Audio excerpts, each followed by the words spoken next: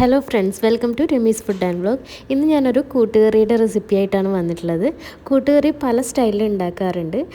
എൻ്റെ റെസിപ്പി മലബാർ കൂട്ടുകറിയാണ്. കണ്ണൂർ ഭാഗത്തൊക്കെ ഉണ്ടാക്കുന്ന രീതിയിലാണ് ഞാൻ ഇന്ന് കാണിക്കുന്നത്. പ്രഷർ കുക്കറിലാണ് ഉണ്ടാക്കിയെടുക്കുന്നത്. അതുകൊണ്ട് തന്നെ വളരെ പെട്ടെന്ന് തയ്യാറാക്കാൻ പറ്റും. ആദ്യം നമുക്ക് 200 ഗ്രാം കടല തലേദിവസം കുതിർത്ത് വെച്ചതാണിത്.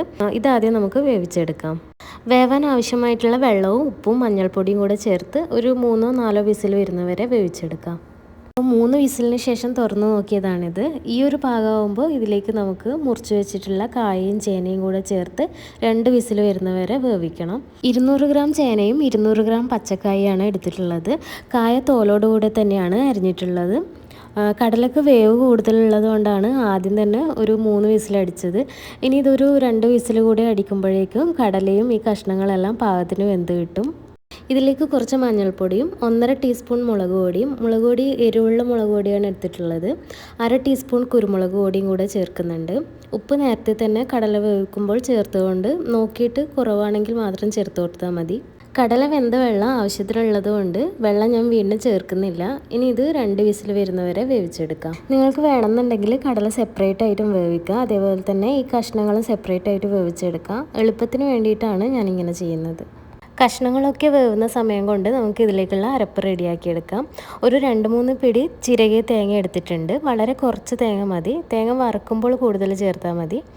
ഇതിലേക്ക് 1/2 ടീസ്പൂൺ ജീരകവും 1/4 ടീസ്പൂൺ മഞ്ഞൾപ്പൊടി ചേർത്തില്ലെങ്കിലും കുഴപ്പമില്ല. നേരത്തെ നമ്മൾ കുക്കറിൽ മഞ്ഞൾപ്പൊടി ചേർത്തിട്ടുണ്ട്.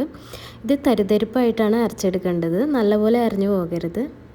അപ്പോൾ അരപ്പ് റെഡിയായിട്ടുണ്ട്.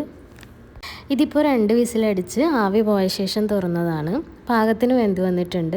ഫ്ലെയിം ഓൺ ചെയ്ത ശേഷം ഇതിലേക്ക് നമ്മൾ തയ്യാറാക്കി വെച്ച അരപ്പ് ചേർത്ത് കൊടുക്കാം. അതിൻ്റെ കൂടെ തന്നെ 1 ടീസ്പൂൺ വെളുത്തുള്ളി ചതച്ചതും കൂടെ ചേർക്കുന്നുണ്ട്.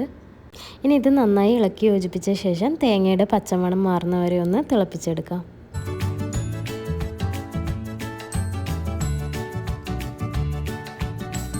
ഇതൊന്ന് തിളച്ച് വരുമ്പോൾ കുറച്ച് കറിവേപ്പില കൂടെ ചേർത്ത് കൊടുക്കാം. ഇപ്പോൾ ഇത് ലൂസായിട്ടാണ് കാണുന്നത്. ചൂടൊക്കെ ആറി കുറച്ച് നേരം കഴിയുമ്പോഴേക്ക് നല്ല കട്ടിയായിട്ട് വരും. ഇനി ഫ്ലെയിം ഓഫ് ചെയ്ത് വെക്കാം. ഇനി ഒരു പാനിലേക്ക് 3-4 ടേബിൾ സ്പൂൺ വെളിച്ചെണ്ണ ഒഴിച്ച് ചൂടാകുമ്പോൾ 1/2 ടീസ്പൂൺ കടുക് ചേർത്ത് കൊടുക്കാം. കടുക് പൊട്ടി വരുന്ന സമയത്ത് 1 ടീസ്പൂൺ ഉഴുന്ന് കൂടെ ചേർക്കാം.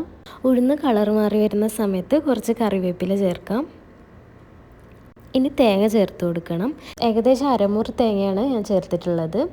തേങ്ങ ചേർക്കുമ്പോൾ കുറച്ച് കൂടുതൽ തന്നെ ചേർക്കാൻ ശ്രദ്ധിക്കണം. അപ്പോഴാണ് കൂട്ടുകറിയുടെ ടേസ്റ്റ് കൂടുന്നത്.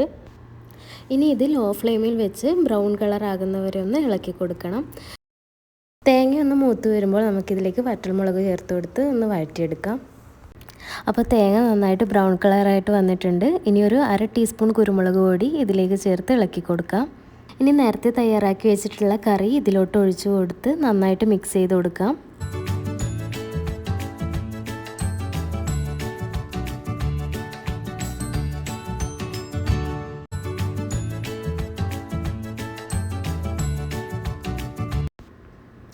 അപ്പോൾ നമ്മുടെ കൂട്ടുകറി റെഡി ആയിട്ടുണ്ട്. ഇതിപ്പോൾ ഈ ഒരു കൺസിസ്റ്റൻസിയിലാണുള്ളത്. തണുത്ത് കഴിയുമ്പോഴേക്കും നല്ല കട്ടിയാവും. അതുപോലെ തന്നെ കളറും നല്ല ഡാർക്ക് കളറായിട്ട് മാറും. അപ്പോൾ ഓണത്തിന് ഈ ഒരു റെസിപ്പി എല്ലാവരും ട്രൈ ചെയ്യുന്നതെന്ന് വിചാരിക്കുന്നു.